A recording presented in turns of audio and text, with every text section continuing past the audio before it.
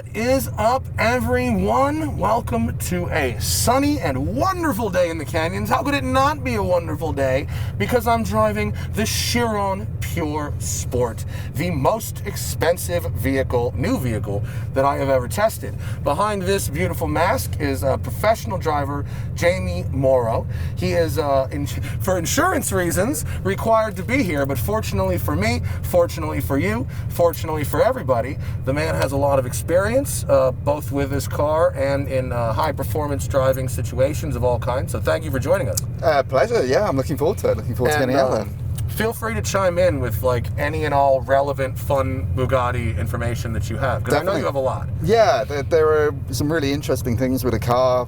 You know, from an engineering point of view, it's quite a achievement to do what it can do. And on the back of that, there's some fun facts that I can give you when we're going around. Because I haven't showcased the regular Chiron or any Chiron on the channel before, some quick facts about all Chirons. It is, or a variant of it is, the fastest production car in the world, over 300 miles an hour with the special 300 Plus edition. All of them have 8-liter W16 quad turbo engines. Correct. With dual clutch gearboxes with the largest clutch ever fitted to a production car. The regular Chiron is 4,544 pounds. The Pure Sport we're driving today is a minus 110 pounds lighter. We'll get to that in a second. The Chiron is the quickest accelerating car as of 2 weeks ago that Car and Driver has ever done instrumented testing on, running a 9.4 quarter mile at 158 miles an hour. And that's on a street surface. That's a non-prep surface, which, of course, we've got an all-wheel drive car, but still, 9 seconds. It's pretty good. 9 seconds is 9 seconds. Getting there, yeah. The Chiron is named after the famous Bugatti racing and test driver Louis Chiron, who was a fixture at the Monaco Grand Prix all the way until the 1970s. Yeah, until his death. He was the flag waver for decades at the Monaco Grand Prix. It's a full carbon fiber monocoque engineered and built by Dallara, which you may recognize from IndyCar and other open wheel and prototype racing series. And in fact, Bugatti says the monocoque is even more rigid than Dallara's LMP1 cars. Yeah. We have more rigidity than a LMP1, which is great. You know, it gives us really good control for the suspension. So, yeah. And some ridiculous numbers about the Chiron, because everything about this car is enormous. It consumes 60,000 liters of air per minute at full throttle. It has 10 radiators, which cool 37 liters of water every 3 seconds. Yeah. Just 800 liters per minute is what the cooling system flows. It has 6 catalytic converters. The 2 main ones are 6 times the size of regular passenger car catalytic converters. Crazy. Yeah, crazy. Which brings us to the Pure Sport, which is, as it sounds, lighter, faster, and more agile. And we will talk about that on the road. Oh, the notebook does fit in there. That's good. There you go. Yeah, no cup holders. Yeah. Let's see. We're going to go into sport mode, manual, and we've got our nose lift up just to get off this here little guy. But here we go.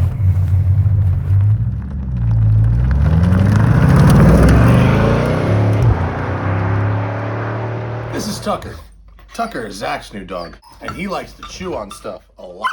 Dogs don't just like to chew on stuff, they need to chew on stuff. It's good for their teeth, it's good for their minds, it's good for everything. That's why we're talking about Benny Bone. Benny Bone has all different kinds of dog bones with all different kinds of natural flavors that your dog is gonna love. They're made in the USA using real meat flavoring by a small family business that really cares not only about the customers, but about the dog. Benny Bone's engaging, long-lasting chew toys come in unique designs that make it easy to get a great chomp going. Benny Bone is a small family business that takes pride in doing right by both people and dogs. Unlike other corporations in the industry, everything is designed, sourced, and manufactured in America. Guys, hit the link in the description and enter code TIRE at checkout to get 30% off your first order with Benny Bone. Let's get out of lift mode and into Autobahn mode. We'll pass right through Autobahn and into the handling mode. Here we go.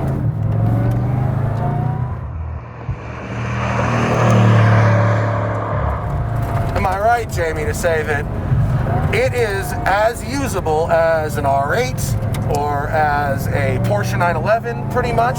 You're not intimidated by the price? No, absolutely. And the concept behind the car, as well as the very high performance in terms of top speed with the regular Chiron at least, is that it's usable and that you can use it for driving every day as well as having that incredible performance. I'm sorry, we're wearing masks because we're responsible human beings. I'm sorry you can't see my face. What I'm doing right now is driving a 1,500 horsepower car on a road that is not nearly roomy enough for a 1,500 horsepower car. You have to understand, there are almost no roads on the planet that are big enough for a car like this. And I'm not talking size, I'm talking pace. The distance in between two corners is simply no longer. And that's what it's great at, is really eating that distance up between the two corners. You come out of one, you get your foot down, and you're really up on the next one before you know it. It's incredible. The power, oh my God. The handling, however, razor sharp. Yeah, so a lot of effort, especially with the Pure Sport, to get to feel a little bit more agile, a little bit more driver involved. The additional negative 2.5 degrees of camber on the car really helps that front end feel like it wants to get turned into the corner. Habibi, it works. Yeah.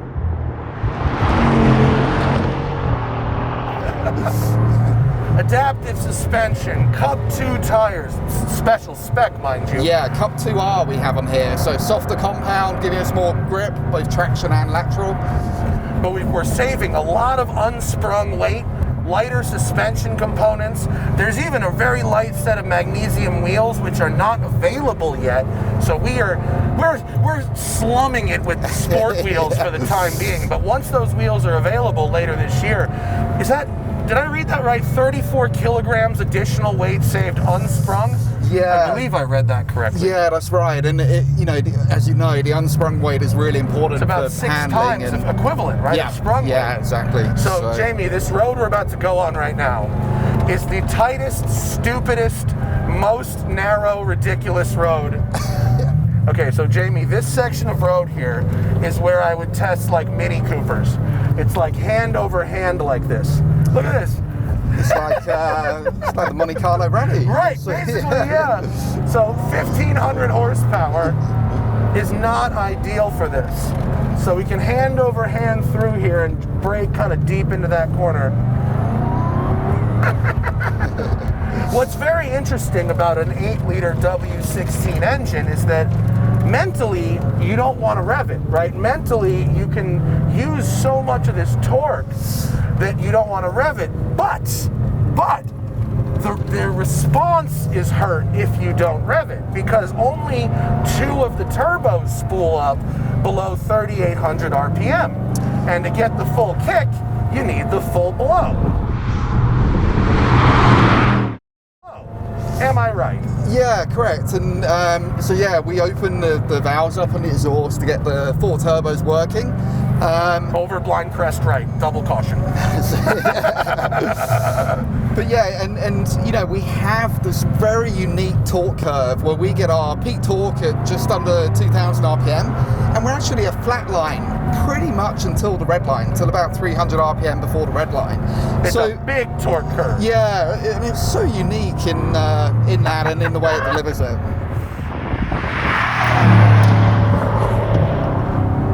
I mean, look, it's not too heavy to be fun, right? It's not too much power to have a good time. I mean, I'm definitely conscious of the power all the time.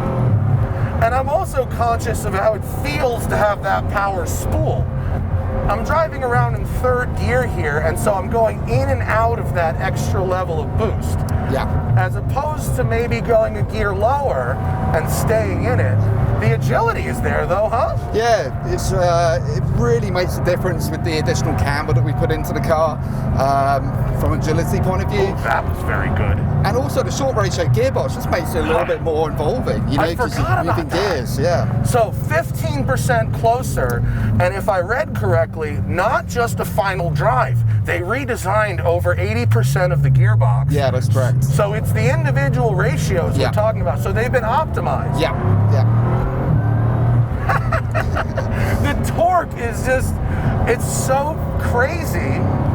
And it makes us sound like, this is gonna sound super white and privileged, but it really sounds like the sound a private jet makes at takeoff. Absolutely, Like, yeah. it's really like as close as cars get to a G5.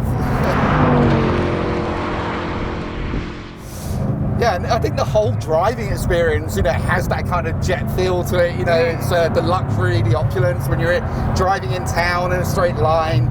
You know, it Driving has in that town comfort. is shockingly easy. Yeah. I mean, really, really, like, it's like driving, it's no harder than an R8, which is where the comparison I keep going, because it is low and it is mid-engined. Yeah. But, you know, the R8 is like the best daily driver supercar ever. This is roomy like an R8. The seats are comfortable like an R8.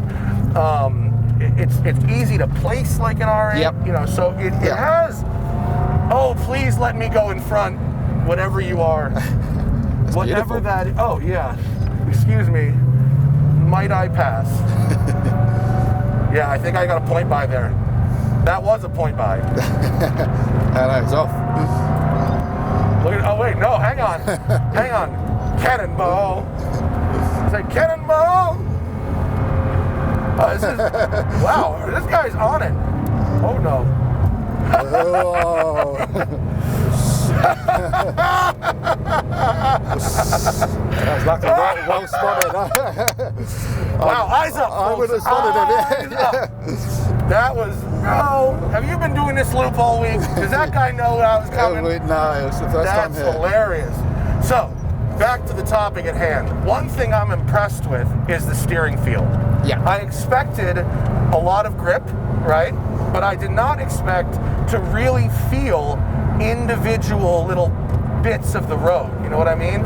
Yeah. And we have. Thank you.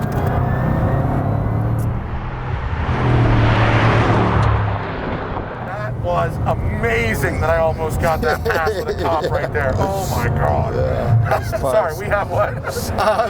So yeah, a lot of work goes into the steering film. We have, because we're electric steering, we have we can really do quite a lot with it, and we can actually we adjust. May I launch the car? Yeah, This is the spot. Yeah, yeah. Is it just left foot brake, right foot gas? Yeah. And go. What happened? I didn't like it. That You didn't can do it. do pull over. Uh-oh. Sorry. Should we try again? Yeah, do the actual. Oh, I didn't press LC. That's why. I'm sorry. Launch control. That's why. Okay, I just confused it, I think. Yeah. All right, launch control active. Head back and... Whoa! For the record, holy fucking balls. For the record, part 2. I told you about the Jamie glasses. told that the sunglasses would come off the head. Yeah. For the record, 3, that was a 4-wheel burnout. It blew all 4 tires off the second it dumped the clutch. And dumped the clutch it did. Yeah, it's pretty Whoa. aggressive. It's pretty aggressive. Okay. I mean, it's absurd. It's absurd, it's obscene, it's everything, right? So normally, and I wanna do that again. Normally, you have to make some kind of a sacrifice. Performance comes at some kind of a sacrifice. Yep. With this, the only sacrifice is money. If you spend enough, you don't have to sacrifice anything else. That's a fair quote on the situation. Yeah, and I mean, Can I try just one more, just a little loopy loop? I'm going to be very careful on this. Okay. We're not in lift mode, but we have lots of visibility. Ooh, there's the cop. Uh-oh. Please don't. Oh no, officer, I'm sorry. I'm sorry. Sorry. This wasn't what I was. Sorry, I have to keep it off gravel so I don't mess up the paint. That's no problem. Okay, thank you. Did you have a problem with the other car or something? They were going way too slow for me. Okay. Well, you gotta be careful. You know, there's no passing. No, I know. Right? Yeah, I know. Yeah, thank you. Awesome. Wow. He's over there now. Now I know where that guy is. Let's just do that again because it was so choice. So they say that in the press release that this is, I believe, 65% stiffer at the front and Yeah. what was the percentage? I forget. 66 at the front, Yeah. and I believe it's 32, 33 at the rear. But almost even more importantly is the front suspension top mounts are 150% stiffer. So they really allow us to control the damper effectively on the From front the end. top. Yeah, from the top, exactly. Oh boy, look what's happening here. I had to do another launch. That was just too good. Sure. It was too good. Is this guy turning in? We'll let him turn in and we'll turn around and it will just be lovely. Yeah. This is good visibility here. Okay. See all the way around the corner. Although I still am having trouble figuring out it actually, before it engages reverse, it does bring the RPMs up like a little higher than it does going forward, which is weird. Yeah, it just takes a second for it to engage. Yeah, Both strange with reverse and accumulator drive. or something, Yeah. right? Yeah, exactly. Let's go. This is a launch. This is a launch to remember. If they let you do this, for the record, do it twice. 3, 2, 1, Shazam!